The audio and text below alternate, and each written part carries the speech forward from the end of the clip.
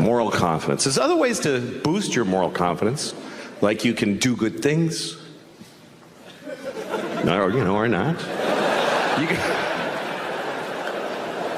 You can help people all the time. You can help homeless people. There's a lot of homeless people here. There's a shitload of homeless people here. I mean, not in here. There's none in here. There's zero in here. That's right. They can't come in here. Even with a ticket, they cannot come in here. They're not allowed in the places where we're allowed. That's what we all agree on. Everybody's like, I don't know what to do about the homeless, but they're not coming in here. They're not coming in here. They're outdoor people. They don't have... If you don't have your own indoors, you can't go in other people's indoors.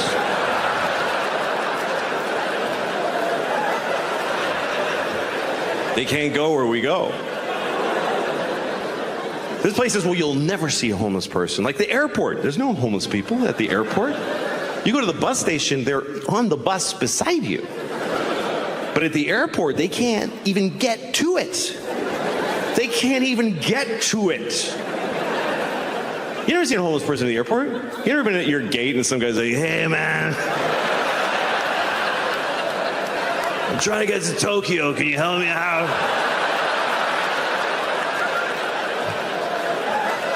Just give me an aisle seat, brother.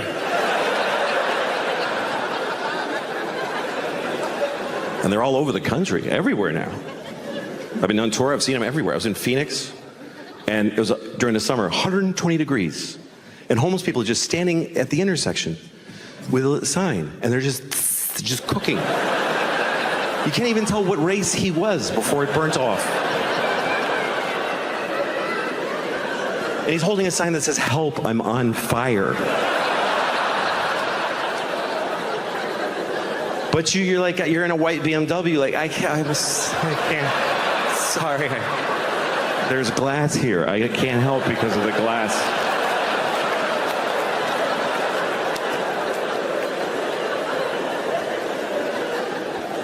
And even here you drive by them. In New York, you walk right by them. So in New York, they're right there. They're in your space, they're in your world, and you gotta make a choice. Every couple of blocks, you gotta make a choice. You can help or not. You gotta keep shooting. You gotta put a limit on it somewhere, because you're not gonna help all of them, and you're not gonna help any of them, really, with a few bucks. But there's always that, like, there's a homeless guy who lives, he doesn't live anywhere, but, I mean, he's, by definition, he's at large. But he's often seen. He's always on the corner by my house. Same guy, every day. And I walk past him every day on the way to the store. I go to the same store every day. I go to Claire's. I don't know if you know Claire's. It's a jewelry store for children. I go there every day. I buy a handful of scrunchies and I run home. Everything else I buy online. Anyway, when I walk by this homeless guy in the morning, he always goes, hey, man, can you help me out? And I go, sure, I give him $5. Then I go to the store. 5 minutes later, I walk by, and he says, hey, man, he doesn't remember, which is fine, but I don't want to give him another $5, you know? Because I only have a few million. I don't know why. I don't know why. I clearly should. I don't know what makes me go, You had your $5, young man. What am I going to spoil him?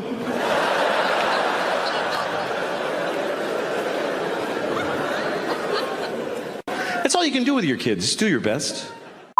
Knows right from wrong. When I was a kid, they just taught us things to try to keep us just shut the Our morals were just shut the Things like slow and steady wins the race. They taught us that. Slow and steady wins the race. Really, does it win the race? You know what beats slow and steady? Fast and steady. Kicks the shit out of slow and steady. Slow and steady beats old and retarded. That's about it.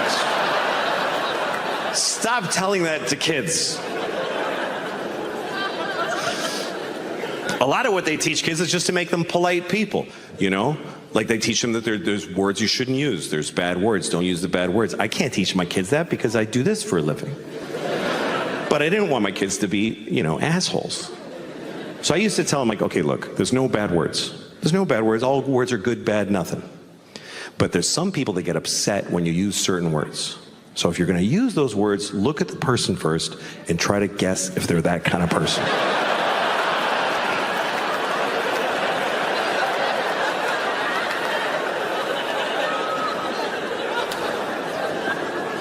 Sometimes you can offend somebody when you weren't even trying to. Like there's certain phrases, certain statements that if you're going to say them, you should say them without stopping in the middle. Certain things, if you're going to say them, don't clear your throat in the middle. Okay? You don't want to say things like, there are too many black people suffering from discrimination.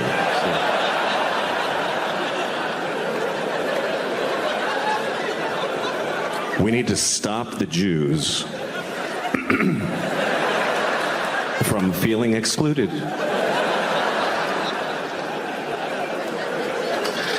I once a baby and then him again. So you want to get through that one. Otherwise people get the wrong idea. They'll think you only baby once.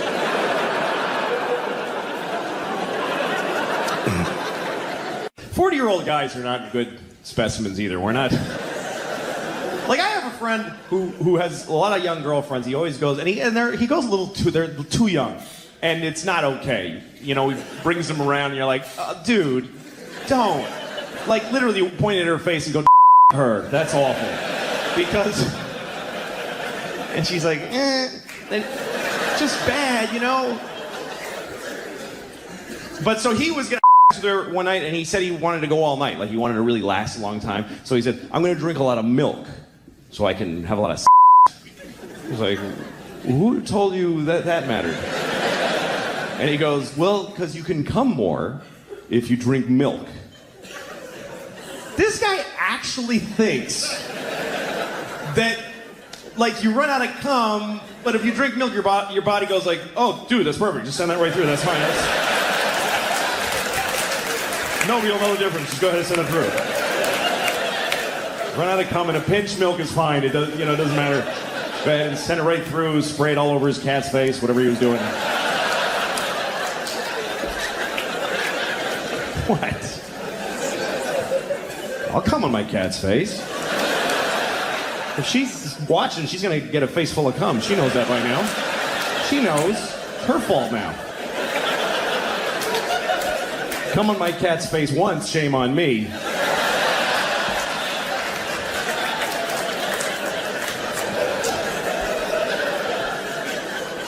I don't have a cat. I don't have a cat. I never had one. I mean, I would come on a cat's face. I'm not trying to take that back. I just don't happen to have a cat. I have a dog, and I had a dog when I was a teenager, and yeah, I did once. I made my dog lick cottage cheese off my balls, which is something you now can't unknow. You just know it. I did this. And I only hesitated to start the sentence only because I wasn't sure whether to say that I let my dog lick cottage cheese off my balls or that I made him lick cottage cheese. And really, considering how much dogs love cheese, I think I made him an offer he couldn't refuse. I think that's probably the fairest way to put it. I remember it so clearly, and I remember the look on the dog's face. He was like, oh, like, dude, what's wrong with you? Why are you doing this to us? Just put it on a plate. Why do I have to lick it off your goddamn balls? All right, come on, fine, let's do it. I'm doing it. I don't care. Look. You gotta live with this. I'll be dead in 2 years. I'm a dog. This is your problem.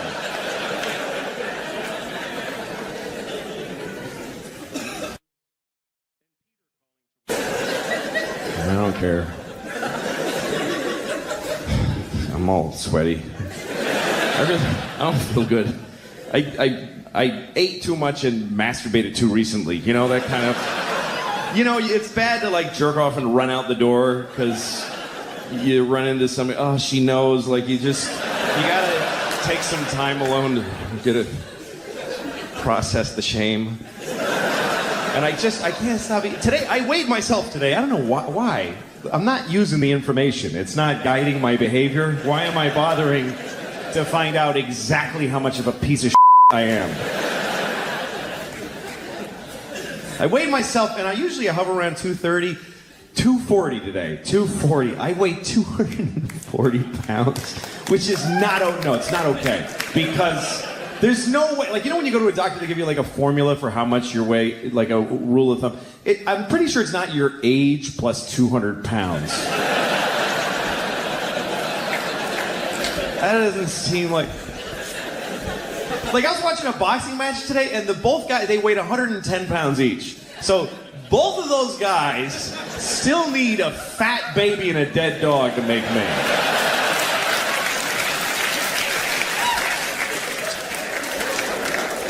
And it's really bad, because I'm 40, and my doctor's like, yeah, you gotta be less people. You can't be so much. And he just told me, this is bad.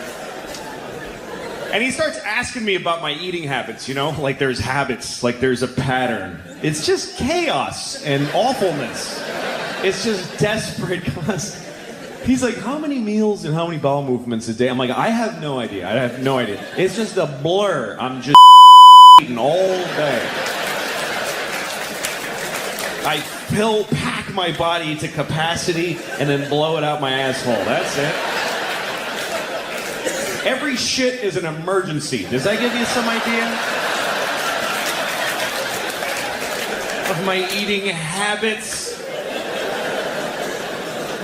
And he's trying to get a handle on he's like, dude, okay, look, how soon into a meal do you typically feel full and stop eating? I'm like, I don't stop eating when I'm full. The meal is not over when I'm full. The meal is over when I hate myself. That's when I stop. I guess normal people eat till they're like, oh, that's all the nutrition I require right there. I just reached it. I will cease the intake now and convert this into useful energy throughout the day. Doll mecca. It's this store. And it's like a museum of the dolls, you know? And they show you what each doll has. There's all these different dolls with different personalities, you know? There's Caroline, and Caroline is a princess, but she really hangs out with the poor folks. You know, it's always like... This one lives in a mansion, but she just thinks it's silly because she's cool. And they have all these accessories. They have horses, these beautiful horses. I was a grown man, and I'm like petting this toy horse. Hey, boy, that's okay, boy. They have bicycles, like a nice bike. Like a bike that if you were this big, you could totally ride it. It's got a chain with oil, it's a bike. Amazing. I'm looking at all the dolls and their different personalities, and the one in the end, there's one black doll. They make one black American Girl doll, and I'm like, oh fuck, I don't want to see how that's different. I just don't want to know. Please let them have just made it the same. Couldn't they have just taken whatever chocolate rubber and poured it in the same molds and give them all the same? So I go in there into the room for the black doll. It's Addie the black doll. That's not what they call her. It's Addie the black doll. She's just Addie. She's black. I go in there, and there's Addie, and guess what she gets to have? Guess what her accessories are? She has a bucket. That's it. She has one whole bucket. Go to the and call me a liar.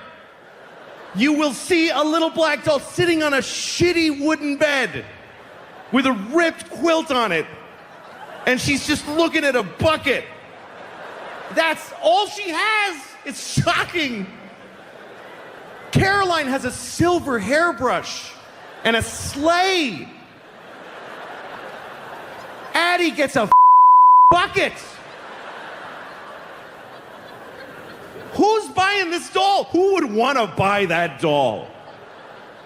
Who's taking their black daughter and, come on, this one's for you. Look in here. Look what she has. She gets a bucket. Well, can I get the bicycle from the... No. That's Caroline's bicycle. Who is this for? The only kid that could possibly want this doll is a mean little white girl that wants to buy a black doll and say, you only get a bucket.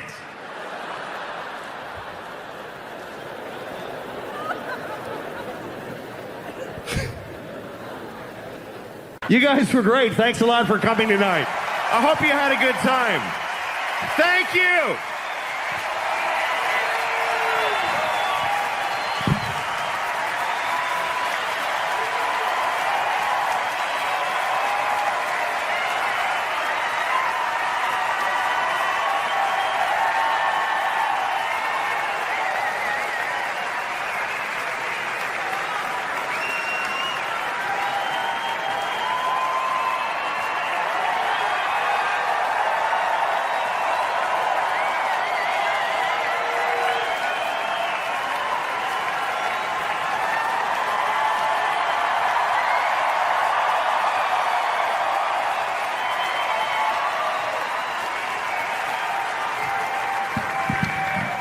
Thank you. I'm not going to make you do that for a long time. That's rude.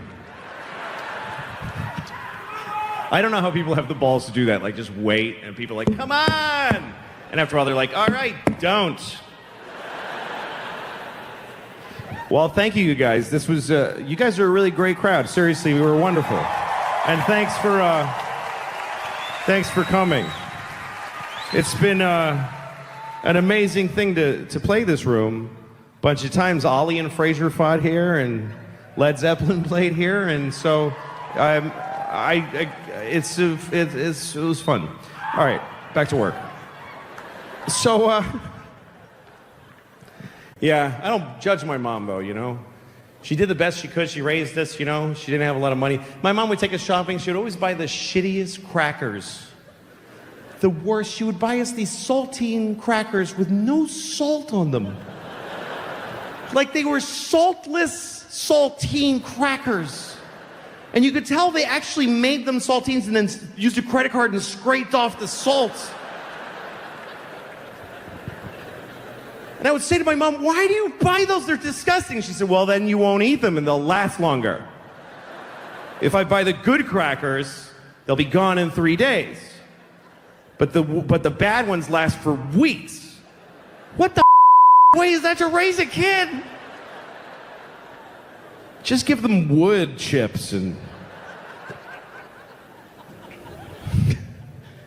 It's tough, man. It's hard being a parent. It's really complicated having kids. So shut up. Don't do it. You're boring. My daughter just figured out lying. And that's an interesting thing. It's an interesting place to be. She's figured out how to my 9-year-old, 10-year-old, doesn't matter. Really doesn't. It really doesn't. I look at her face, I don't give a shit what age she is. She's that. When she lies, I know she's lying, because all kids suck at lying. But when I don't really know what to do about it, to be honest with you, because I want her to be an honest child, but I also want her to have a good life. And I get lying. I get it. I do it all the time. And I have since I was her age, so I totally get it. When she lies, it's because she's in trouble. That's why little kids, little 9-year-old kids, they don't lie because of some weird Machiavellian, you know. Do you know what my teacher said about you? It's interesting. Like, she's not trying to start some shit. Kids lie because they're in trouble. Because trouble is too much for a kid. Kids can't take trouble. We're grown-ups. When we're in trouble, we just go, oh, sorry. Oh, am I in trouble now? Whoops. But for a little 9-year-old kid, trouble is like a monster. Just, did you take the chocolate?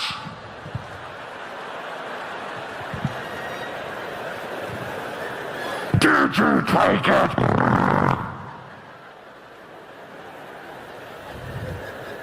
No.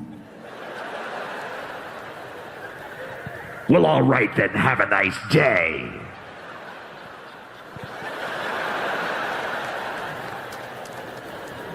How do you then tell her, yeah, don't apply that perfect method ever again to terrifying moments of your life? Mark Twain once said, a man who always tells the truth doesn't have to remember what he said. Mark Twain said that. That's pretty cool. But Mark Twain also said, there once was a big black guy named Nigger Jim. So I don't know if 100% of the things Mark Twain said were perfectly awesome. I mean, seriously, Mark, you couldn't come up with a better name than Nigger Jim? Well, it's got a nice ring to it. Yeah, but it's kind of on the nose, ain't it? Anyway, you know, I got kids, and sort of what I'm trying to say. It's hard having kids because it's boring. That really is the hardest part of having kids. Ask any parent, what's the hard part? Is it looking after their health care? Is it making sure that their education? No, it's just being with them on the floor while they be children. It's just, they read Clifford the Big Red Dog to you at a rate of 50 minutes a page, and you have to sit there and be horribly proud and bored at the same time. I hate Clifford the Big Red Dog. I hate him. There's 50 books about Clifford the Big Red Dog. 50 books. There's 7 books about Narnia that cover the birth and death of a nation and mice with swords and a lion who's a god. They did it in 7 books. 50 books about Clifford the Big Red Dog. And they all tell the exact same story. Look how big this dog is. That's it. That's it. Look how big this dog is. It's the whole book. Here's how big he was at the firehouse. Here's how big he was at Thanksgiving. Who you just drew him big? You just on purpose made him bigger than people. It should be, look how big I drew the dog in this book. Isn't that a mistake? There's no story. You maybe even just drew him closer to the page. I don't even know if you did it honestly. Tell a story about Clifford. Make something happen where maybe he steps on a policeman and shatters his spine, and it's devastating to the community. He hangs on for 2 months and then dies. And there's a whole, funeral with bagpipes and everybody's crying. And Clifford gets the death penalty, and there's a whole book about his appeal process and how he found Jesus, but everybody said it was the cop's wife was like, I want that dog. And then he goes to the chair and they shave all his red fur off, and now he's Clifford the big pig dog. And they put him on a big funny electric chair that the town got together and built. At least you should be good just to the people, just turn a good face to the people that you see in life. I don't do that either. Because when I get in the elevator in my building, that's my first contact with human beings always, after being home and just being disgusting for hours. Then I come out in the elevator, and there's always a guy in the elevator who's nice, and I hate it.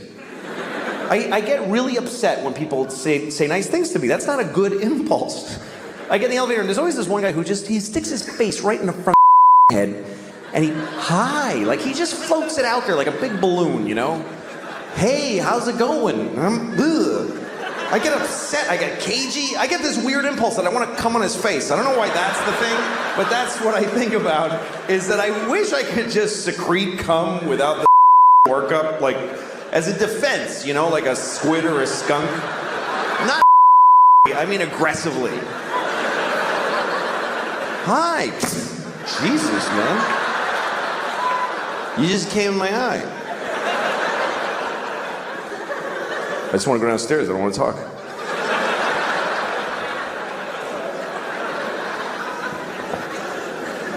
All right, this is going a little off the rails. I don't remember what I was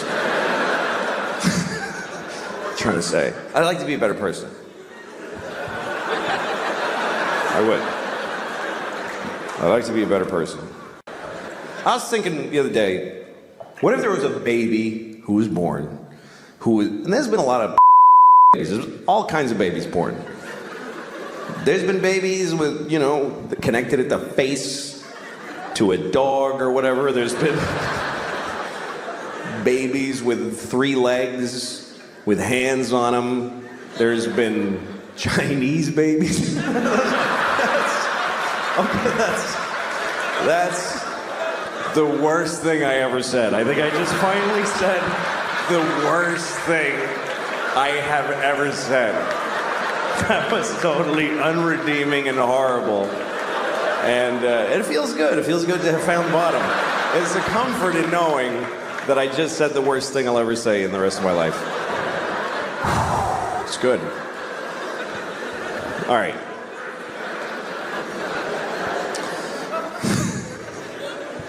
Yeah, I'm not a good guy. I am not. I wish I was a good guy. I like the idea of being a good guy. Sometimes I have an opportunity to be a good guy, but then I don't necessarily do it. Really cool experience. Yeah, tell me why. Because it felt like we were in on the production of the film with everyone. It felt like everyone in the audience had played some. They had some like buy-in to the movie. Like there was this is like a celebration of like everyone sort of who made the film happen, and it was cool to watch it with a crowd that was so into it. Yeah, right. People really were invested. I mean, there was 2,000 people. Not all of them were with us, but it was a special night. I won't forget that. Yeah, that was really cool. How is the reception of the film?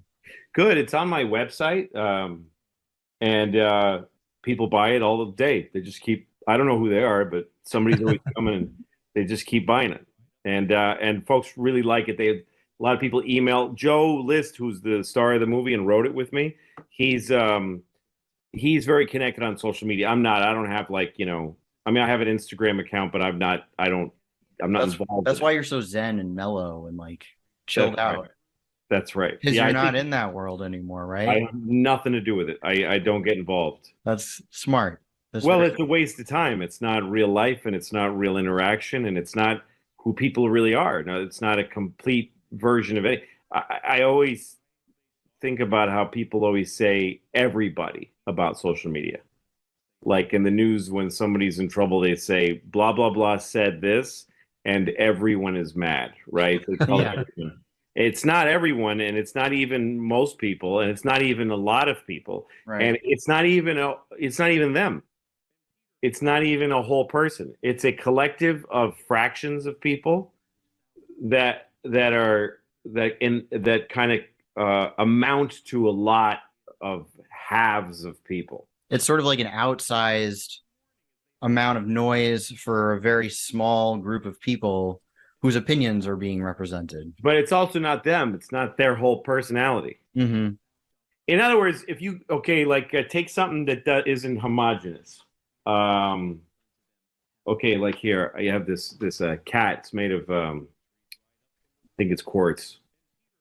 Louis holding up a little cat figurine. So if you take this cat and and you cut it in half, then you've got 2 halves, right? So then but if you did this with 60 identical cats, okay?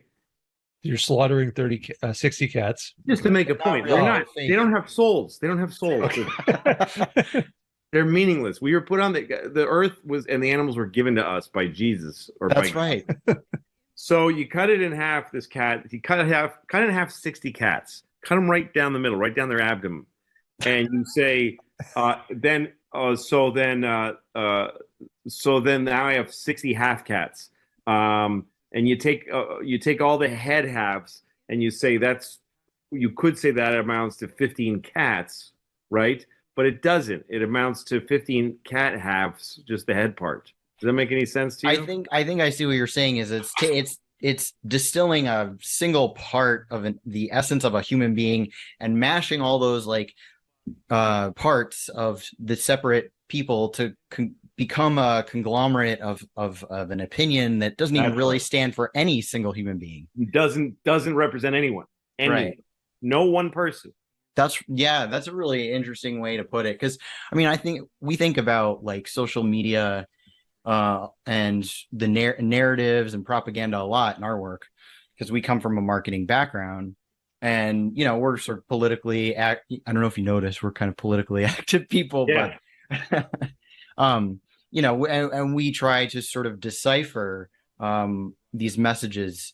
You can look at like the work of Edward Bernays in the early 20th century and how that sort of morphed into, how the technology has changed and become a lot more complicated, right? It used to be very straightforward and we can analyze how all that worked in the past, but now with social media and AI and all these different ways to slice up the human personality and repackage it into these narratives, I think that the way you described that is actually really accurate and spot Well, on. and it's not, and it's deliberate. Yeah. Because a product, and a product can mean a lot of things. Product can mean a physical manufactured product, or a product can mean a TV show, or a product can be an idea. Everything's been fractionalized, right? So Yeah.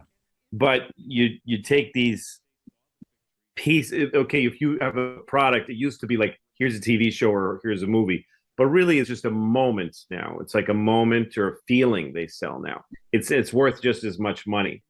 It used to be that movies when they came out, the box office of a movie, the box office, how much did they make? That's public information, right?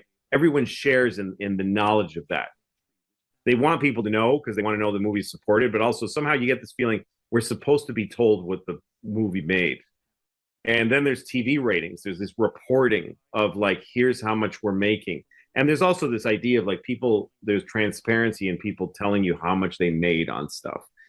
But where because like ratings are a idea. A TV show has ratings. They can say this many people watch, but they don't know how many of them really watch the advertising or how many of them absorbed it. But advertisers used to pay a lot of money to a show that could prove that a lot of people watched it. You know what I'm saying? Yep. So, but then you get today, you can, when somebody clicks on a link and goes and buys, you can watch somebody do that. Yeah. That's worth so much money. What I'm saying, I'm going in too many directions. What I'm saying is no one reports how much was being made. Obviously, we only got to trillionaires when we started doing this. Yeah. Social media.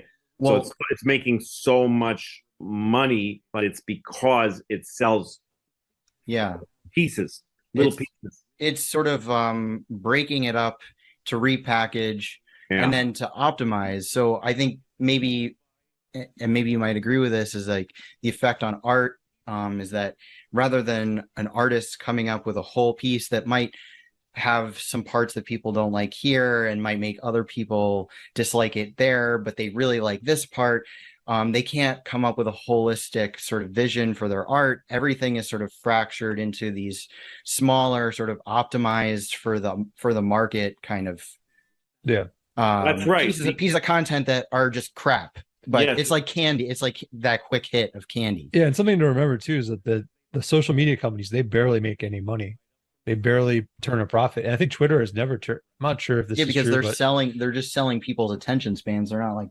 But the thing is, like, so they make some money selling ads and stuff like that. But the reason why venture capitalists prop these things up is because they know that they can push the population in different directions with the algorithms and to influence people by pushing things. It's about the attention. Yeah, just it captures people's attention. That's an important point. I mean, social media itself is just a highway. It's not that important.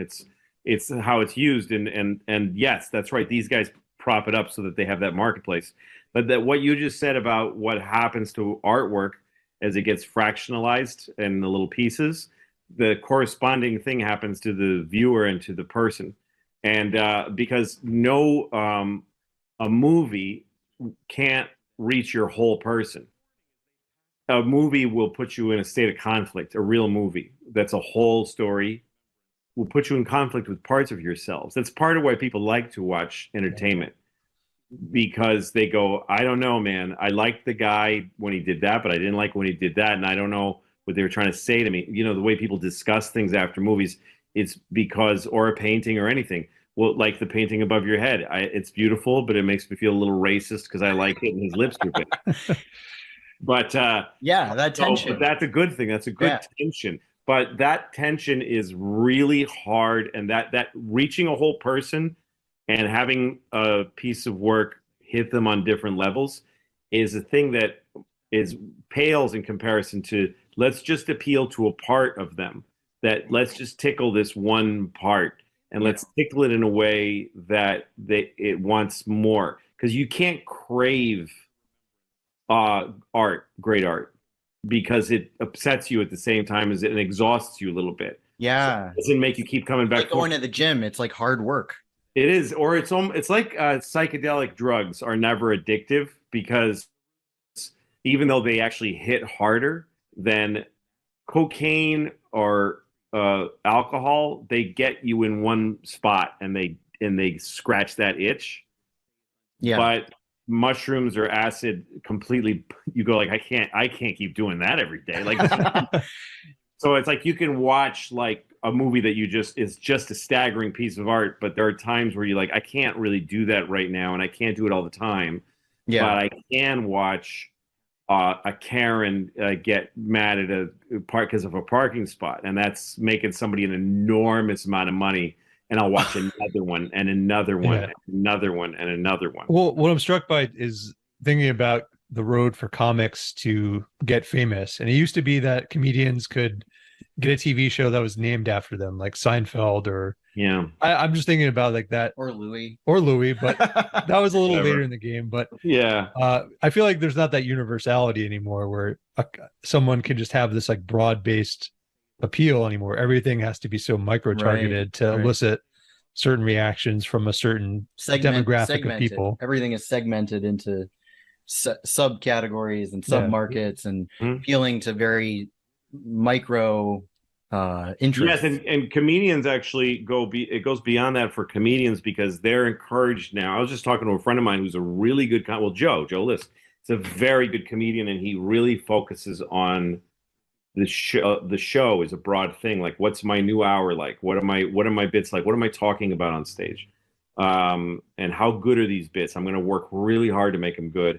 And meanwhile, a lot of his contemporaries, I'm not his contemporary. I'm a couple generations ahead of him, but his contemporaries are making a fortune, but they're on social media. They have a nerd follow them everywhere. And if anything starts to happen, they film it. When they do shows, the most powerful thing they can get is an interaction with an audience member, because that can be filmed and posted. They have to keep posting and then posting things of themselves. Post a lot, which is fragments, little pieces. And also it's out. Like, you say something and then you tweet it, or you say it on stage and you put it on Instagram. It's no longer going to be valuable. You're not going to develop it anymore. A joke is something you develop over and over again. And then finally, when it's great, along with all the other jokes you've been working on, you put it out. And the only live audiences have been seeing you, and suddenly the world gets a look, and that's development. But the new thing is just, here's an idea, get it out, get it posted. To run your engine, the circuit of who you are inside of their brains, to run it hot so that it keeps asking for more. You have to give so that it'll ask, so that you can give and it'll ask. It's a cycle that a whole bunch of other midway people are getting enormously wealthy on. I saw that there was just a comic on Joe Rogan who was saying that, I can't remember his name, but you guys mentioned him as a contemporary of Joe. I can't remember his name. He's like a tall guy. But he said that he only posts crowd work on Instagram. Yeah. And anything that he's developing for like a special, he won't post that until like the special, it comes out of the special. That's one way to handle it. That's what I think that's probably Sam Harris. He's pretty smart, but it's exhausting. It's a lot. It's just a different look. Wherever you're putting your efforts to, that's going to be what you're going to become, So and a lot of jokes now are about what's going on out there, what's going on your screen. It's all, it took me a while to catch up to it, because I walked away from all this stuff. And then when I came back to looking at it, to like, let's see if I can use social media to, bring more eyeballs to my website, I first I opened an Instagram account and put my, that I was controlling with my phone, and I posted a couple of pictures and stuff, and I got something like it's not verified. They don't verify me. I have one now that's got 60,000 followers, and it won't be verified. Why? I don't know. They don't tell you. That's weird. Yeah, they just won't. The deep state hates you, Louis. What's that? The deep state in Silicon Valley. They're against you, man. That's it, man. That's it. They really give a shit about me. But I posted a picture and I had about 8,000 followers. And the second I pressed post, it started getting reactions, which really freaked me out because I thought that you post it and that people get a notification that you have a new picture. And then but it's not, they're always here. The phone, it's already here. And stuff keeps coming up. Yeah. And so your picture just came up and they liked it and swiped. I mean, incredibly fast. Yeah, I like that. It's like, and here's another one. I like that. It just keeps coming. I can't get my head around that. It's the most unhealthy thing I think that's ever been done to people. Well, it's almost like that audience feedback that you would get in a live situation, but all of a sudden it's being mediated through this technology platform that, Instagram, Facebook is like cashing in on this. Well, also they reacted to what you said or did, and then there's somebody else there. Right. They're not even thinking about you now. So they're not sitting and enjoying you like an audience does, and you're not taking them through a journey of jokes.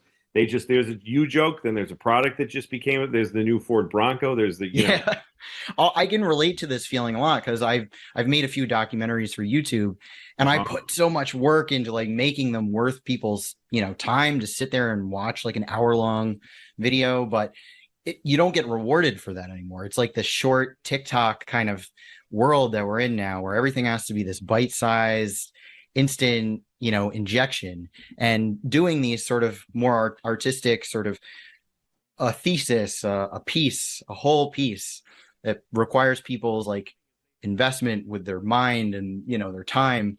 It seems like it feels like you're asking so much of people with that now, but at the same time I think that people do miss that and crave that, and I hope that the younger generations don't just get used to not having that and don't even want it. I think they do. I think they, I mean, I don't know. I think anybody who offers something to people that's of value, they get it and then they want it again. I think that there's going to be a natural arc to this whole thing. I hope so. It's not like anything else. And it's also got another component in it, which is AI, which is it's faster and smarter than human beings. Yeah. Because everything else, like TV, they all said TV was going to change everything, and it calmed down, it took its place, and the next generation grew up with it and were cynical of it, we're skeptical and knew where to put it. And then cable TV, oh my God, 1,000 channels, and the key, MTV, that was just like the biggest thing, Yeah. No, I like that outlook because it's more it's positive. It is positive, but there wasn't this thing where it's like this thing is bigger than the whole human race. It can think quicker than everybody, and if everybody got together, they wouldn't be able to outthink it just because of how fast it is. When I did a special for Netflix, I was invited there to learn their system. They like to show you how it works. And I like the people that I met there, and we sat in this big table. There's a lot of people involved, and they explained the algorithm. It's where I learned what it is, and they explained that your Netflix skin, what you see when you go to Netflix, is only you're the only one that sees that version. No one else has that version of Netflix. Yeah. That the second you start using it, it starts understanding you. And I don't know if Netflix can read where else you've been. I don't know that. But they said that the thing they liked to say was the algorithm is never touched by human hands. They like saying that. But that's not possible. That's such a lie. No, but it is because they write it. But human hands write it. Yeah, well, human hands write it and set it in motion, but it's a formula for how you catch, grab, gather Right. and distribute that never gets touched. That's important to them for some reason. Yeah. Okay. I think it's important for them to tell people that, because I don't believe it for a second. I don't You remember think this. they go in and then you go, well, these kind of people are getting too much of this, or we want to goose. Why wouldn't they? If you had the levers of power, if you were sitting at the levers of power and you created the levers of power yourself, why would you not use them? It's a good question. I don't know. I don't know why they were. It was like a religious moment when they told me. Do they I noticed this with some other specials. I don't remember this in yours, but do they encourage you to mention Netflix shows in Did I? your act? I don't think you did, but I remember watching some other acts at the same time on Netflix. I don't They were know. like, "Oh, what about that Stranger Things?" You know, like something like that. I don't know. I didn't. I don't think there was that many Netflix shows. I did mine in 2016. Okay. Very different world back then. But yeah, I don't know. Maybe they do. Yeah, it was like the whole world changed after like 2016, 17. Like everything shifted. Yeah. I mean, you were talking before about the tension, right? And I think that's where you are like so skilled with your comedic act, is that you say all the but you do it in a way that you sort of nurture your audience. You're like, you're a nice guy, and you say it with like a big loving heart. So it's almost like you're showing this contradiction of like, I actually like care about human beings. I'm a loving human being, but I'm saying like the most fucked up things at the same time, which is kind of forcing you to have this moment of like uncomfortableness, which makes you laugh and gets you used to like the fucked up things. Yeah. I mean, is that even possible now? Like the state of comedy just seems like the world we live in now, everything is like, has to be so woke.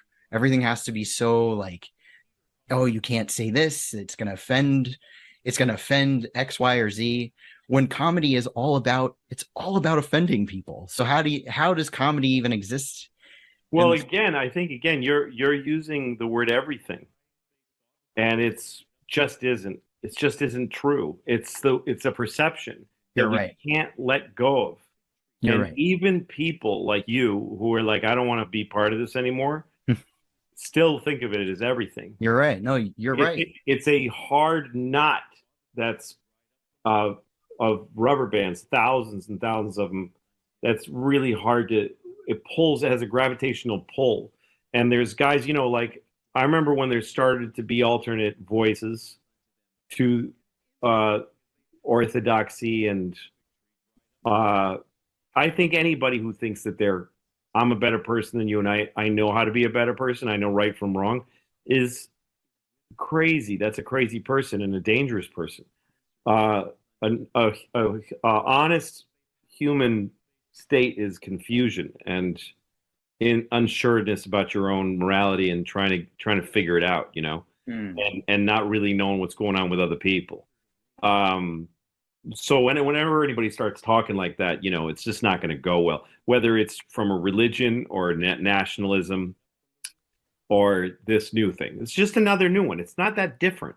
It's not that different, but it's part of things. It just always is. We always put somebody in that role. It's like in television. When I was a young writer on network TV, the prevalent moral authority was the church, was Christianity, sort of Christians, Catholics especially, and nobody really gave a shit about them, but they gave them a huge amount of power for some reason, because that's just who was the person back then. So back then, when you wanted to do jokes, you had to check with standards and practices, and it was always about Christian ideologies, whether it's God himself or Jesus, but mostly we don't want to get into sex. We don't want to get into these. We don't want to talk about alternative lifestyles. We don't want to discuss in detail, and we don't want to talk about race is touchy. But it was from a conservative Catholic point of view. It's what they didn't like about those things. And now it's the same topics, but it's just a different group. And people who make television now have to do this fucking thing where they go, okay, are we saying anything that's deemed racist? Are we saying anything that's, heteronormative? Are we saying anything that's this or that? So, but you find ways around it. I think is what people. If you want to, by the way, you don't have to make TV for network television, but there is a huge culture outside of the everything. True. It's a huge culture, and comedy, by the way, is thriving. It's. I mean, I'm selling tickets in huge. I'm doing Madison Square Garden again in January. That's great. I mean, we saw you last year in Albany, and the audience loved you. I mean, that happens to me every night, and they don't. This thing you're describing is like, you have to be careful and not offensive, and in little tiny increments if you want to be well regarded on TikTok, and you want to be. If you want to be in that, if you want to be in the stream, if you want to be if you want to be algorithm, mainstream. Yes, if you want to be algorithmic. Even I got a person to help me run an Instagram account just so I can have clips out there for people to see. And she told me, we got to, with some of your stuff we can't put out there. and so I can't. I'm like, what? So I'm like, that makes me just go, you just run it, and I don't want to hear about it, you know? But and it's not because I'm dirty, it's because I'm the things I say that are that you're describing the way that I like to work, that there's, if you upset someone, that's an exciting proposition. It creates another atmosphere, and you can make them laugh in a way they're not used to laughing because they were just upset.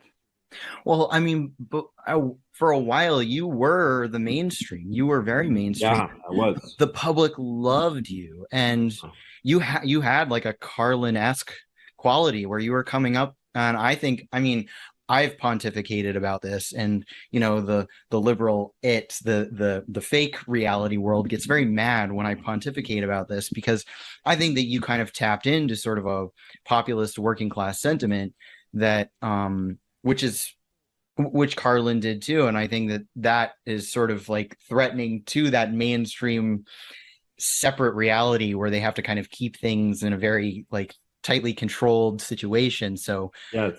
And not to sound like, the establishment wanted to take Louis C.K. out, but I think in a way, like, I think that sort of popular sentiment is kind of threatening to that controlled mainstream media that we're talking about, that separate universe. Yeah, I think it kind of happens naturally. It's like when the power of something grows and grows, it knocks things down on its way up. Because those things don't mesh with it, and they don't feed it, and they're not symbiotic with it. So it just knocks it over. It's just like in this new ecosystem where this is the new brand, this is the new thing, that guy's just not going to make it. So for whatever reason. And I think that I don't think anyone sits in a big room and says, let's talk about how to get rid of this person. I think it's just that certain kind of people just don't fit anymore. Whether it's because of their past and their human traits or because of what they say, it's different for everybody. But so then you get this but it always crests quickly. This kind of extremism, it always crests and crashes quickly. And relatively speaking, it has. It's between 2016 and now, which is a long time. I mean, it's 6 years. 6 years. Yeah.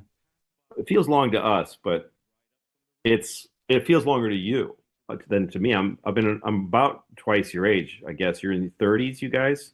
I'm 36. Late 30s. Yeah. Late 30s. I'm 55, and so I have seen a couple of these. And like the early 90s were like this, right? Very much so. And that one felt kind of choking and crazy. But the thing is that it never really gets to the grassroots of the culture. It just never gets there. People have never stopped going to comedy shows. Even during the pandemic, people kept going. And they never stopped liking the same kind of comedy. It's just that they are people who go, they take their bodies to a place and they sit shoulder to shoulder with strangers and they sit and listen and see what happens. That's a different kind of person than someone who's staring into their phone trying to make sense out of life and trying to feel whole. And this thing that they're trying to make them feel whole is sucking more out of them. So they'll never stop looking at it. It's a beautiful, if there's probably some graph that shows how the algorithm works and destroys human life and then makes human life want to destroy itself more. The graph is probably a very beautiful pattern, like you know what I mean? Like, well, you're talking about algorithms before. You know, I've done some research into this stuff and found out that actually the people who come up with these algorithms, they find out that they have the same kind of effect on people's brains as taking drugs. So they become addictive. You know, it's almost like they've created a drug with just by altering people's behavior without them having to take anything, but just through controlling like the media that they're seeing and the way they're seeing it and the way they present it to them. I mean, it's very addictive. That's a very exciting idea to say, every time I look at this screen, it's going to be catered to exactly what I want, you know? Yes, it is. And it's also going to narrow what you want and what you think about every time. And feeds into that individualism, right? Rather than a collective sense of, like you're saying, literally going to a theater and sitting shoulder to shoulder with people and seeing how other people react to jokes, feeling that sense of like, oh, we're all laughing at this taboo thing all together, and that sense of like, yes, because an audience is a macrocosm of that thing that we described of a whole person isn't pleased by art. Only parts of them are, and the conflict is what turns them on. It's what makes it actually a really resonant experience. So that's the same with an audience, that some people in the room are going to like it, some people aren't, and some people's parts are going to like it and some of their parts aren't. And there's a part of everybody in there that doesn't like it. And being able to see that and manipulate it and play with it is, I think, what comedy can be. But it depends on this very open mind. This like, we're here to let you play, you know, and you can't do that if you limit these things. So the people who don't tolerate that, they don't go to comedy clubs. They never do. They just don't. They might go alone. And sometimes you see one crabby face in the audience and you just go, oh man, you should just not be here because this is not going to please you. But as a whole, they usually don't go, and they don't go enough to influence the work really. So it all takes place. Yeah. Do you ever do crowd work and like you start talking to someone and then you instantly regret it, or you think, oh, I need to leave this person alone. Like this is not a good idea. Like, yeah, I don't do crowd work much. Okay. I don't talk to them hardly at all, unless something happens that I have to address. If some noise is made or something that distracts the audience, then I'll talk to them. But some guys are masters at that. Like there's a guy named Alan Havey. He's a great comic, works at the Comedy Cellar a lot, and he'll come off the stage and just tell you like, that guy, there's a guy to the right, don't talk to him. And he didn't even talk to me. He looked at him and he's like, that guy's bad news, don't talk to that. Huh. You know, by the way, my uncle, he works in stained glass in New York City, and he actually did the stained glass that's behind you know, is that like right? Yeah, the icon of the Comedy Cellar. Is it the Comedy Cellar that has the stained glass? Yeah. Yep. That's well, he's a legend. Wow.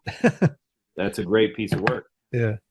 Small world. It's a dying art. You know, it's like not many people do that work anymore. Well, yeah, stained glass it must be.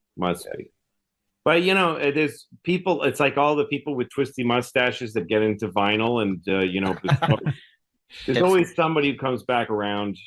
Yeah. The things, and I think that every time it's never worked when people try to take over the world. It just doesn't work. The audience, the people don't like being controlled. People don't like their minds being put to sleep. They get restless and they want to see something outside. And you keep thinking you're containing them, but they keep leaking out of the holes, and then they'll surround you and crush you. And that's especially true with entertainment and politics. The people, I mean, that's what, you know, Trump they got it wrong. They got these people that are sure they know how Americans feel and how to tell them what to feel. They didn't see that coming. And that was I think the most instructive thing about his victory his presidency was just a wasteland of narcissism, but his victory was a lesson. It was a, you guys don't know what you're doing. None of you know what you're doing. And the worst part is you think you do. You are sure you do. And so I think that's this. We're in a similar moment where they think this algorithm is the thing, but you can walk up behind an algorithm and unplug it, or you can just walk away from it. You can actually walk away from it. Yeah. It's contained in the screen. Yeah. And so and sometimes you see it on people's faces, and you can see it's like the Matrix guys with the sunglasses. Yeah. You see some guy and then he shivers and he turns into a guy in a suit, and you go, oh, fuck. You see it around, Yeah. But humans have never been dominated for, I mean, sometimes they are for a while. But they always find a way out, Well, sometimes it's just because they want to have fun. Well, that's where it's kind of interesting with China. Like they have a lot of controls on social media and limiting the amount of time, especially kids. Like they say that video games and social media are like the modern opium. And some might say that's totalitarian, but also they're protecting people from, they call it the great firewall, just like the Great Wall. Like they're trying to prevent the outside influence from getting into China. And I know you did an episode of your TV show in China. I did. And I saw like a quote that you said that it was like going to Dayton, Ohio. I just wanted to know more about that because I'm sure that struck people like the reason it looked like Dayton is just the architecture that they don't. I found out because I just thought, because I'm just an American with a stereotypical view of the world, that we'd go to China and find these like Chinese old places. Yeah. Old man with a triangle hat going, oh, violin thing. And that's what I went there to film. And we had a hell of a time finding it. We had great people there. Our crew was Chinese. Like we had the heads of department we brought with us, but we only could afford to fly like 6 people there. But the crew was a Chinese film crew, and they were. I think about them sometimes. They were so great, and they were.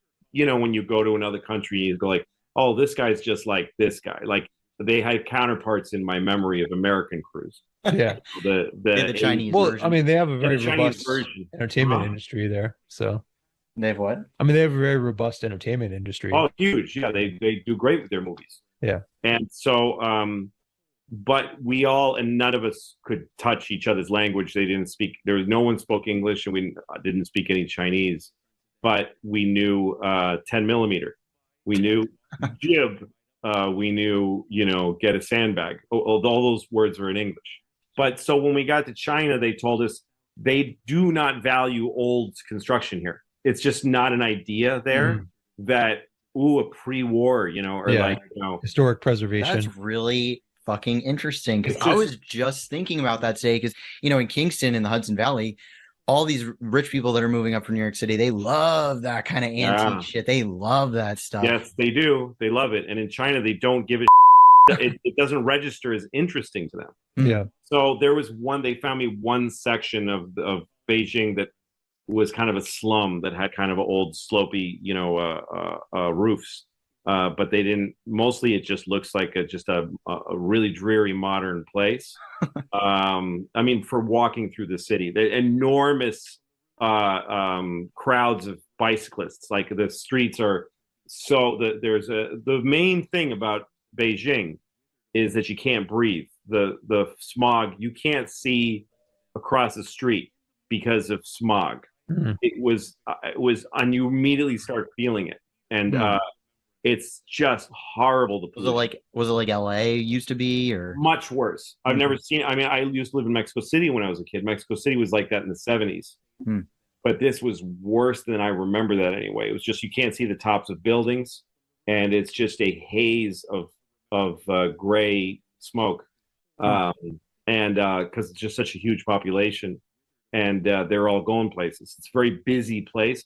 Yeah, I probably saw a very small fraction of Beijing when I was there, but the main thing is the people I guess the way that it felt to me was like everyone's chill, everyone's doing their thing because they've found their safe lane in life.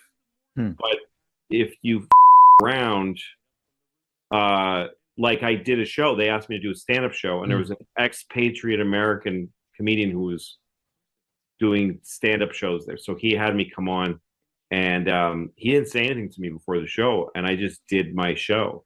And I was trying to think of things about China, and I said, like, I want to fuck every Chinese woman, even like the tiny 120-year-old ones are sexy to me, and all this stuff.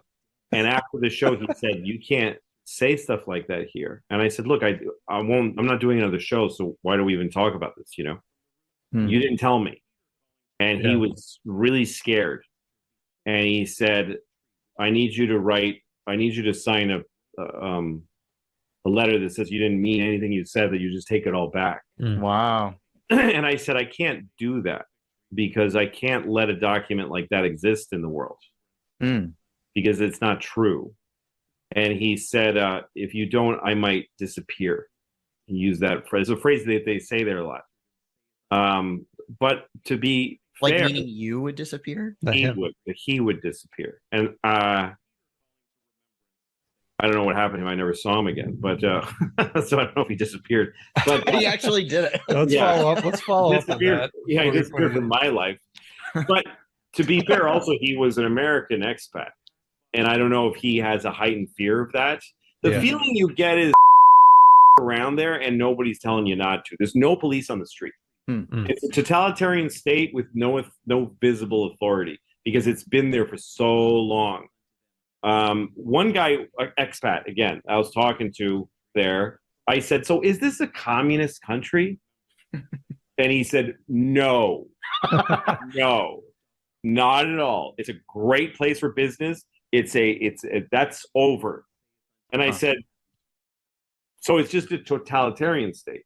And he said, "What one must," and then he sounded different. He started talking different in a way that made me think he was told to say these things because they weren't even good English. He's American.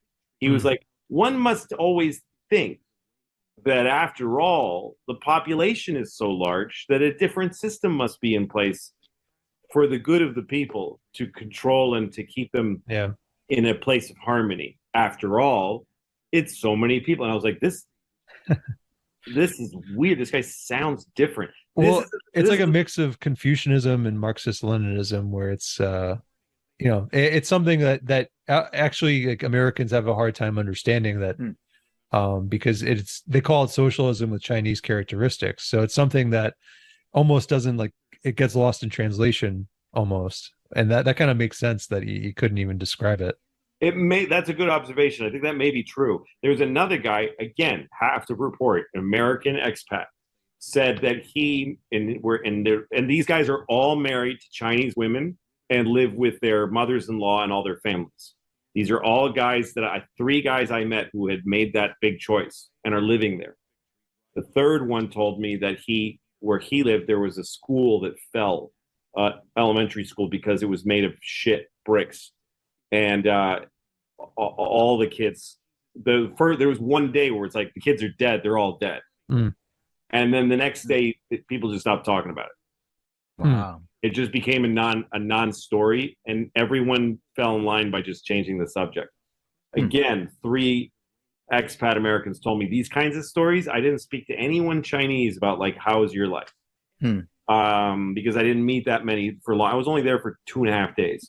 But so I don't know, man. I don't know if it's different there, if it really is. I don't know how much truth there is to that stuff, and maybe it is. I do know that any large group of people that is controlled by a government, there has to be, they make calculations about that some people need to die, and some people make it and some don't. Some people prosper and some don't. And that anyone in government that controls all those people has to be cynical and has to allow suffering, because there's no system where everyone does great. So maybe that's theirs and this is ours, and they're different. but I don't. I have no fucking idea. I can't Yeah. wrap my head around stuff like that. Yeah, I mean, I think something that the dynamic you mentioned with deciding about how you manage a giant population and all that. I mean, my impression at least is that China has a much more optimistic outlook on that. I mean, from the smog itself, like that, and that is kind of the contradiction, is that in order to have a high quality of life or lots of economic activity, they're constantly building new cities, constantly building, but it causes smog and it causes people don't like having dirty air, but they also want to create prosperity. Whereas, here in the United States, it's a little different, especially in our bubble up here in upstate New York, where people up here are like, never ever, oh, you want to build something? Never ever build something near me. I don't want everything needs to be exactly the way it has always been.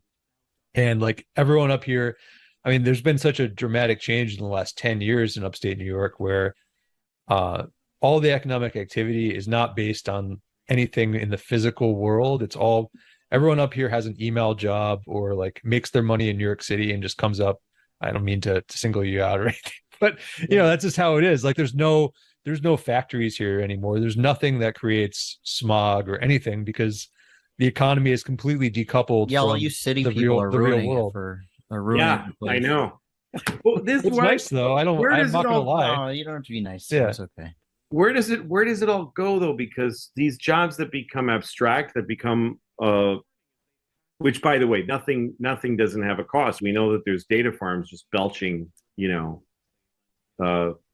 heat into the air every time that you tweet or Google. Yeah. Right. But like people that talk about, well, then let's just give Americans $2,000 a week to be alive, like that kind of idea. It's like they don't have to have jobs. Then what do we do? Like, what is life then? I'm not sure what and then you look at China, you go, if they're going to expand, prosperity is a weird word, because it's like, what is it? What are we? What can you keep prospering until if everyone's a billionaire, who's working for are the millionaires driving us around the billionaires? Like, or that's when we get to fully automated luxury space communism. Is that the idea? Is that the goal? I think that is where that phrase comes from, is that I mean, so if you look at the trajectory of the human race, is that all of our technology has allowed us to work less hard, right, and become more rich as a population and helped our population grow. So that's sort of the trajectory, right, is that the more of us there are, the more innovation we have, the more technological advances we have, liberates us from having to do work that is keeping us sort of, this menial work that has to keep us alive. We can automate more things. I don't think we'll ever get to a point where everything's automated. I think that human beings like to work together to produce a bigger and better and greater world for all of humanity. And, you're laughing. Do I sound idealist? Well, no, it's just that the further you go down this road, the more abstract the words get. Bigger, better, more ideal, more prosperous. Mm-hmm. But couldn't you use that to describe? I mean, couldn't that accurately describe the way? I mean, of course, there have been ups and downs throughout human history. The bubonic plague obviously was a huge downset for humanity, but the overall trajectory has been towards, I mean, that's how we ended up here, right? Towards what? Towards prosperity, where we can you and I can sit around and talk over this thing called the internet, and we can go to the store and buy food, and we don't have to worry about starving to death, and we have heat in our house in the winter. We have an electrified carriage that we can take to go to different places. We can travel the world. That's like a thing that people can easily do. And everybody else in the world is living the same way, right? They have. That's the goal, is to lift up the entire world to that standard of living. But what is that life? What are the moments and the days of that life? You're just a fed entity. You're a warm and comfortable room temperature fed. You have more time to create, to make movies, to write comedy Everybody shows. make a movie? Yeah, why not? I mean, what's the movie about? Well, that's what YouTube is, after right? after a few generations, the movie is about people just being comfortable in room temperature and well fed. So you're saying there has to be you're saying there has to be conflict, there has to be suffering in order to make great art. No, I'm not saying that. I'm saying that life is an experience on the earth. It's a daily survival and travel and observation of the world, and you're put here, and let's see how you do, and good luck. But I think you could think that in a world that where there's more opportunity for people would have a greater range of experiences if you know their life was rich, if their life was like, I have the opportunity to do something instead of, let's say you're born in upstate, you know, you're a local person in upstate New York, and you're born and there's nothing being built, there's nothing being made, and you're just serving, you know, a certain class of people. That's a different life than, you know, having a wider range of possibilities. I guess, but it's like at some point, what do those experiences become? If, you know, like one thing that I think the younger generation is learning right now, it's like that, like you described, I want to travel. I want that to be a choice I can make. I want the freedom and the right, and not to be encumbered by tasks and participation in an economy I didn't ask to be part of. I just want to travel and see other human beings. Okay, we'll get on a plane. It stops you right there. It's like, how do we get things like this, air travel? Because of people who dedicated their lives to a very competitive and hierarchical and traditional skill-based, you know, the flying around, and there's somebody that's passing on the knowledge to the next generation of air traffic controllers and updating it. And there's engineers who are figuring out every day better ways to do it, safer ways to do it. And there's pilots, but you know, then you get like the pandemic, and these years have been an interesting experiment in this. You have during the pandemic, all the airlines were going down because the planes are empty. It was a really interesting. If you could have found a way to see how life really works, this was such an amazing the modern life. Shut the airplanes off. What do we do? All these airlines are going to go down.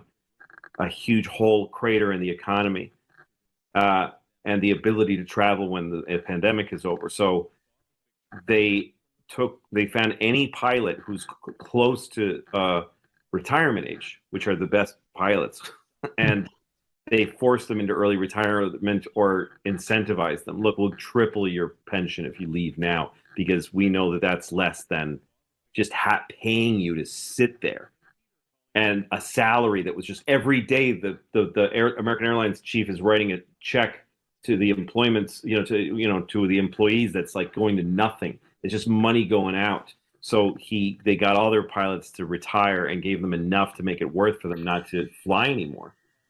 And then the American government gives them of money, just gives them money, the airlines, because they passed that bill, just massive amounts of money. So now the pandemic is over, and all these young kids who want to, they want to fly, they just want to go somewhere, and they got their jobs dislodged from their office, and they want to go see, Mexico City, and there's no fucking pilots. And it's a huge effort to train a bunch of new pilots. And the airline's like, why would we do that? We have money. The government gave us, they have no incentive. Yeah. Because they're sitting on a big pile of cash. And, they're like this, the NFL team that with the worst record gets to have the first pick. They're like, I don't want to start showing I'm doing well. And so the point I'm making is just that the world, it's very taken for granted. The world structure that lets people travel and watch things and be part of things was built on labor, competition, and tradition of skill, and people with all kinds of menial jobs, but that who had families. So I'm not defending anything. I just know that I don't think anyone's got it right. I don't think that there's I think the real problem is that people want more than they can hold in their hands. And I think that's what I think people's imaginations are just crazy, and it leads them to tragedy. And they have this idea of owning a bunch of I'm a victim of that. What am I doing? I'm not a victim of it, but I'm an idiot of that. I'm a sucker of that must be a hard life, Louis. That's hard. Having so many nice things. Well, I mean, every person does. Every person that's got a bank account. That's, you know what I mean? It's like if the world you're describing of like people being free from the which is a good idea, but that freedom, I think, would simplify people's lives. I think it would be that people would just fucking grow their own food and trade with their friends, and somebody over there makes clothes and they're pretty good at it, so we buy some of his, and you just walk. And if you want to travel, just walk, or get a bicycle. I think that's a version of the world you're. Are you gonna bike up? Are you gonna bike upstate when you come visit us? Sure, that would be something. If like I want to go upstate, oh, I'm getting so tired of this city. Well, get a bicycle and take a few days. Like, I was reading John Adams's biography, and a lot of the guy is really good at describing that. Like he's doing all this stuff in Boston, and then he gets called to Philadelphia. So there's like 10 pages of him going to Philadelphia. Get a horse, his son and him, and they stop at an inn. I mean, if you have the time to do it, it's nice. If you like have the time to bike and the physical ability to bike. Yes. I'm think that there's got to be that it'd be a better world if that was the only option, in a sense. Oh, man. But it's not human nature. I can't say I agree with you on that, Louis. Why? Tell me. Well, I think what you're describing is wonderful if you have that as a choice. You have the choice to do that. You could, if that didn't work out, you could still drive your car up. If you were forced to, the only way you can get upstate is you have to walk or bike. Yeah. Then it becomes pretty horrible, and you're like, I'm never going upstate. Like what's so horrible about that? Why would you like? I mean, if you're forced to do these things, that's because the ability, even though the ability exists for you to get upstate in an hour and a half, is there, you don't have access to it. The technology exists, but you don't have access to it, which means somebody does. What is this with human beings that they need to move faster than their bodies can travel? I just think it's bizarre. I think we're a bizarre species. Well, because we're not satisfied with what our bodies can do. Because we can prevent. So all this technology has led to things where if we break our arm, we can be taken by a vehicle to a hospital and have our arm fixed. I mean, we're talking about vacation terms of just being able to go up and leisurely enjoy yourself. But what about an emergency? Wouldn't you, if your mother fell and broke her arm, or your child fell and something happened, wouldn't you want a car to like an ambulance to come and get them and take them? Yes, I would. And so look, I like the world in a lot of ways, but I'm saying if you want that ambulance and you want that hospital waiting and you want everything in between and the system of red and green lights that gets the ambulance there safely, you got to have a little respect for the system that built all that. And I guess some idea that we're going to reach some point where all of that is automated and nobody has to run it, and it just runs on its own, and everyone gets to just think and watch movies or make movies and talk to their friends and go to Italy, even though Italy will just look like here now. I think it's a version. I think it's a death wish. That's what I think it is. I think it's a wish not to live on the earth anymore, because it's really absurd that human beings have gotten to the point where they're having that existential of a conversation. Where it's like, why do I have to do anything? Because I don't want to have to do anything. But you want to do things. You don't. But what? But you want to do things, right? Yeah, you don't want to have to do anything. You don't want to have to do anything. No one should have to do anything. Well, don't you enjoy doing things when it's more of your own choice to do them? Not necessarily. Like, I'm sure, you have to take care of your kids, although they're grown-ups now, but you had to take care of your kids. You enjoyed doing that, right? Yes, but I didn't have a choice. I mean, I did. I could have walked out on them. Right. Right. So there's a thing where you didn't have a choice. You had to do it, but you like doing it. Right. That's It sort was of, my responsibility. well, and so what, that isn't that the world that we want to live in, where everyone feels like everyone else is their children, and we're doing it because, not because we have to, but because, this is humanity that we're taking care of. We're taking care of each other all together. And yes, the more luxuries we have, the more technology that allows us to prosper and to live longer and live better lives. I mean, aren't these all good things that we should strive for? I don't know. I wonder about that. I wonder because I think that there's an old version of kind of like a utopia, sort of a kind of a version of communist utopia or something, where it's like we just everyone gets equal and where you stop all this ambition and it's based on need. But that was always commensurate with a simpler life, and where things are a little, like Soviet countries are very drab, and that might be partly because of corruption and whatever, but also because, or totalitarian control, but also because that was the approach of communism. It's just paint it gray, put a red star on it, and just, You should gray look at blankets. the halls that Stalin decorated. They're like ornate and beautiful and intricate. I think that this sort of, everyone's equal and has like their gruel, their like government, Yeah. gruel or whatever, and they all wear gray t-shirts. I think this is like a stereotype, and it's a Oh negative. no, it is. But what I'm saying is the new generation has a new version where it's like, I want that all equal communist idea, but I want it to have, I want a phone. I want I want a big screen. I want to watch Marvel movies. I want luxury. I want luxury.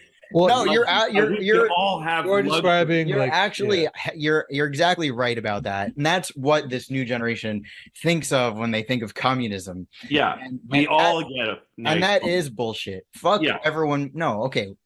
Being equal, yes, there should be some competition. There should be some aspiration. There should be some entrepreneurial ownership over things. People should.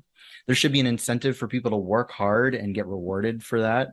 That doesn't have to just exist in the paradigm that we're in now. I mean, people think that communism has to be, but I don't really need to sell people on communism. I think ultimately, if we can agree on like, well, we want everyone to strive for a better world, whether that includes, I mean, it includes having the technology so that more people can live better lives, but also, encourage competition that stimulates new technology and striving to new heights. I think that's like the balance that we want to get to, right? I guess. I guess. I don't know. I'm really questioning all of it. I don't think anyone's come up with the right thing. And I do think it's cultural, like you're saying about China. Like my mother told me when I was a kid, because I got really into communism when I was a kid. I just was so excited by the idea that there was another way to do things and that this is all.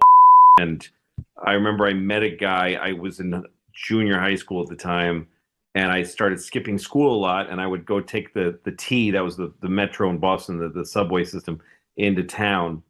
And there was this guy in an army jacket handing out worker, what is it, the newspaper, like, Workers' World or something like that. Yeah. And he was handing out, and I read it, and I went up to him. I said, "What is this?" He says, "Well, I'm a communist, and I'm, dedicated my life to this." And so I hung out with him for a while. I used to go every day to Harvard Square. My mother would have been horrified, and I just would hang out with this guy. And he would do stuff like, would be on the subway, and there'd be like an ad, and he would take the ad out and put the Workers' World newspaper in it. And he did little subversive things like that, and he took me to visit a guy who was a El Salvadorian communist guerrilla who was trying to fight the government, and was smuggled up to Harvard Square, like near Harvard University. And I got to meet that guy, and the guy asked me if I had any tapes. He didn't know music to listen to, and I had, back then it was cassettes, and I had some. And he said, "Oh, AC/DC." And my communist friend was like, no, that's like male chauvinist rock. That's like, like he didn't want him to listen to it. Well, those kind of communists suck. Yeah. But I was fascinated by the guy, and I talked to my mom about it. And my mom is a very brilliant person who I really respected. So she said, "Look, it's a nice idea, but it's predicated on the idea that people take care of each other, and even take care of people they don't know, and that a system can be built on that, and then everyone's going to be honest. It's hard to have. It doesn't contain dishonesty or selfishness very well. And what capitalism does is it runs on it. It runs on selfishness, and that's human nature, is aggression and ambition and selfishness and competition. And so it's a system that everyone's intention is played out through what they can create and sell, and what they vote with their dollars. And it just sort of creates a balance, because everyone's pushing against each other, but somehow it's like you only prosper if you made a good one. Those kind of that system is based more on human nature than communism is. But human nature isn't a monolith, and like you just said, in China, very different. It's just their musical scale is different. Their rhythmic scale is every single thing. The alphabet, the going from top to bottom with the alphabet. It's wildly different brains, and that their philosophy and religion was Taoism and Confucianism. What a massively different thing than Christianity and democracy, whatever we call this shit. Well, so I wonder what your friend in Boston was like with hating America or something like that, because I in our view, like, we don't even think America as it was conceived is a bad thing. There were founding fathers like Hamilton, especially, who were focused on building up the productive capacity of America, ending slavery, and kind of emancipating the country from the British, and fulfilling this vision of America that was based on making a prosperous country versus kind of the debt slavery system that has been built up instead. I mean, we don't even necessarily hate America, for that, because actually the ideals of America are actually awesome. And imposing, like, communism is not something that would be imposed. It would be something that would have a specific character that is like playing out the American dream. Socialism with American characteristics, as opposed to Chinese characteristics. That's a really interesting thought. I wonder what it would look like, and how it would function, and how it would deal with the German people. The thing that makes things not work. How does it deal with that? Because the Darwinism of capitalism helps with some of that stuff, but it also has a lot of paradoxes in it, because people at the top are corrupt and gross. So it's like there's so many ways to manipulate it if you get in the right spot. There's so many ways. Like I remember I used to study. By the way, that communist guy, he disappeared for a while, and then I saw him, and he had cut his hair, and he was really clean cut, and he was like, "Listen, I shouldn't have been. It was all bullshit. I shouldn't have been into that." He totally changed his mind. But and he was like, "I'm sorry, you were very young. I shouldn't have been." Oh God. But He was probably a Trotskyist. That's why. Yeah, sounds like it. But so what was I saying? Something that I studied for a while that I thought was so interesting is how capitalism actually degrades human experience, and it degrades its own products. Yeah. So one example was Beta and VHS. There's two rival technologies when videotape was invented.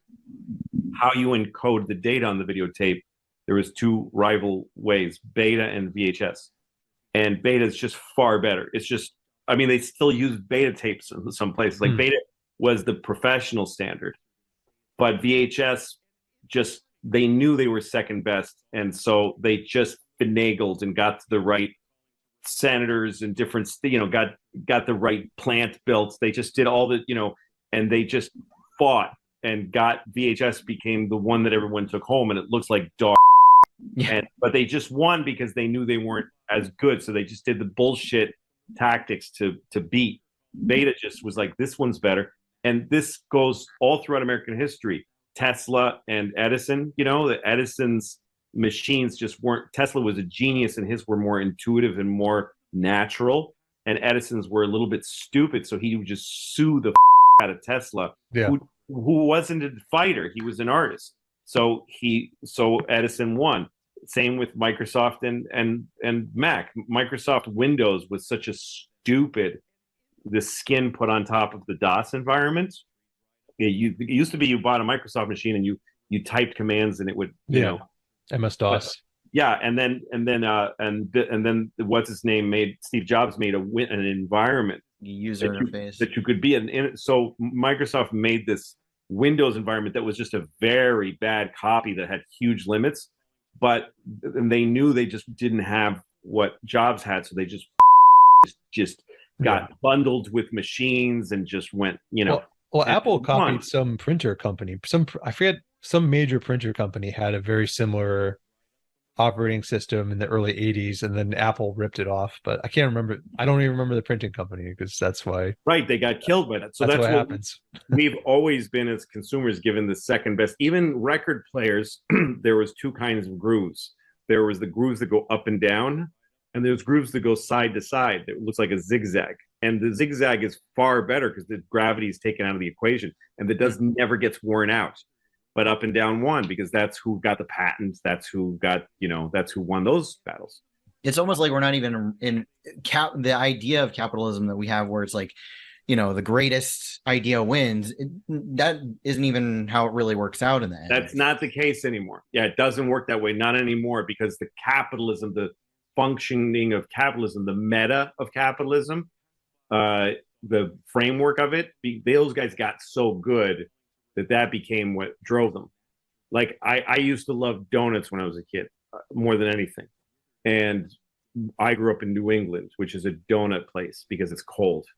And there used to be donut shops everywhere, all just independently owned family donut shops. And inevitably you go and you get a box of pink box, and it's like you can see the stains in it because the grease is getting through the cardboard to the outside. That's how greasy they were. And there was a place near my house, Cottage Donuts.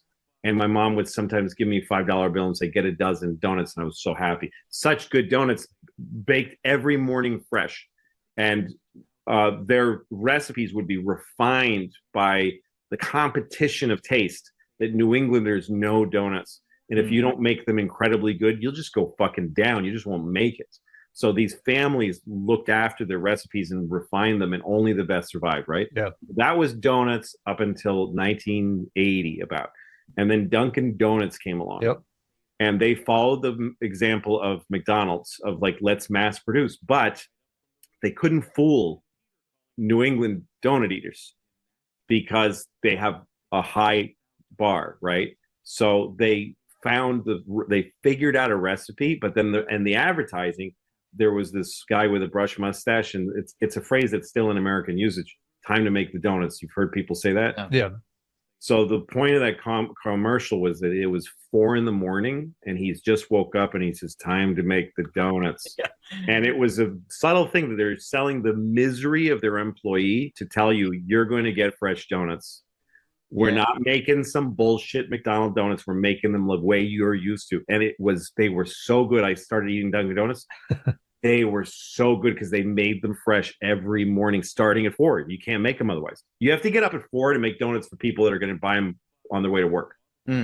So donuts take that long to make, huh? Yeah, because it's like a bagel in a way. I think it's like you're deep fried and then baked. So they were that good, Dunkin' Donuts, and they were everywhere. They were scaled, so there'd be like 3 on a street, and they shut down those mom and pop shops. Couldn't compete. All gone. All those tradition, all that the story of that store, it's over. Okay, so Dunkin' Donuts is taking care of our donuts now, but then they move to other states that aren't donut obsessed. They become a national company, and then they become an international company, and they find out nobody really gives a shit how early you need to get up to make donuts, and they start making them shittier and shittier, and then they start making sandwiches. And the CEO of Dunkin' Donuts said in an interview, we're not a donut company anymore. It's called Dunkin' now. We're a beverage, we're a coffee company, and we sell some pastries. So that means that great donuts they just gone because they took custody of the idea. Yeah. They killed the tradition because those family shops, that level of capitalism, a family shop, when they're suffering, they lay off employees and then their daughter has to come after school, right? And they just the dad doesn't get to go on fishing trips. This is a bad year. We'll get through it because this is our store. This is our life. Yeah. But big companies don't do that. They just pull up stakes. So they don't give a shit. They don't care. And American consumers don't give a fuck where they get anything. So places like in upstate New York, they're like in Hudson, New York, used to have this beautiful hardware store, but then there was a Walmart, and the hardware store, his neighbors don't give a fuck. They write about a race for 10 cents less. They don't give a shit about his family. And the consumer, and that's how people are. They just want what they want. Maybe they can't afford the expensive because the rent is going up, or whatever. Maybe you're describing an economic system that does kind of create this abundance, but it's not a sustainable abundance because it starts to collapse under the weight of it. And what we need to do is figure out what piece of the puzzle is creating that incentive to just, sort of grow and cannibalize itself. We need a system that sort of provides for all the donut shops. Let's have big industry that creates donut machines, so all the small donut shops can stay open, but not a mega donut conglomerate that needs to homogenize the donut experience for everyone in the world to make sure that they have the largest market capture of the donut market, you know, and it's not even necessarily like, oh, well, that means we need to tell people we need communism to save the donut shops.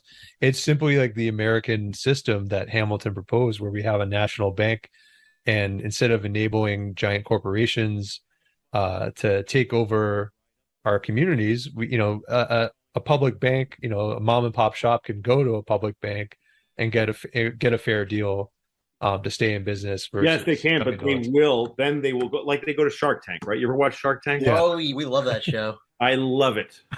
Who's your favorite shark? It's hard to say because I love something about each of them. Really? Damon is so thoughtful. When I watch him listen to people, he cool. has an intuition for humans and for capitalism that's very quick, but it's very feeling oriented. And then Mark Cuban is brilliant. It's fun to watch his brain work, and it's also fun to watch him dominate the other ones. The fact that he can't touch them is funny to me. Kevin O'Leary's shtick got kind of old, but he's still pretty good. He's my favorite. I love Kevin. He's the mean guy. He's the mean guy. And then Laurie, I think Laurie's really, really shrewd. And Barbara Corcoran the street smarts of Barbara Corcoran is my favorite. The way she says, this is a great pitch. It's a little too good. There's something I don't trust about you. Yeah. You even have the right angle of your mouth, the way she says it too. Yeah, she does that too. Well, it's all the plastic surgery. I can't. I'm like the opposite. I can't stand Barbara. She's like my least favorite. I think she's great. I like the kind bar guy. The kind bar guy. I like the kind bar guy that comes on. Oh yeah, he's okay. He's a guest. He's got a little accent. He's got the British accent. Yeah. That guy. And then they stopped inviting A-Rod on because his whole shtick, A-Rod would come on and be like, oh, I don't like this, but I know somebody who likes to dance and she would like this. And he'd always be alluding to Jennifer Lopez, but now that they broke up, they're like, screw you, A-Rod. We don't need you. No, he's no fun. But I think Laurie might be my favorite. I think she has the smartest overall knowledge of products and how they work. But when people go on there, they're like, my friends loved my cookies. So I'm like, I'll make more cookies for you. And but then now we're, oh my God, and it's kind of exciting. And then we went viral and all this. And then, but they always go, how's it scale? How does it scale? We got to get it into a kitchen, into a, fake kitchen somewhere. And how can we make it in China? Yeah, because they always do that moment where they're like, it's all American made. And the sharks are like, I don't care about that. That's horseshit. No, they give them the little pity clap. They're like, oh, that is so great. Oh, thank you. Good for you. But the thing is that it's not enough for people to I make something, my family makes it, and we And it's sell it good. to our neighbors, and we're doing great. They want if you start giving like only loans to small companies, they'll all just want to be trillionaires. Right. It's just this thing human beings do. That's Right. It's just part of them. It's Well, I mean, not necessarily. Alex and I started a business and we were starting to grow it, and that sucked. And I said, fuck this, let's shrink our business. And it's been great ever since. But on Shark Tank, the two ways that it goes is that either it's like, oh, we made, let's get it to China, let's get the cost down as much as possible. Yeah. But then the other thing they do now is like every other product is like, well, the reason, it's a, I don't know, it's a glass. Usually these cost, $2 at Walmart, but we're selling this glass for $10 because it's sustainable, because we make it from recycled glass. Yeah. And that's the only way that like the sustainability thing is like, oh, it costs 8 times more than a normal one because it's sustainable. Never works. No. Well, that's the innovation now, is everything's sustainable, but that's all bullshit anyways. So yes, it is. we're running out of ideas. What was your business that you didn't want to do? Well, we still do it. I mean,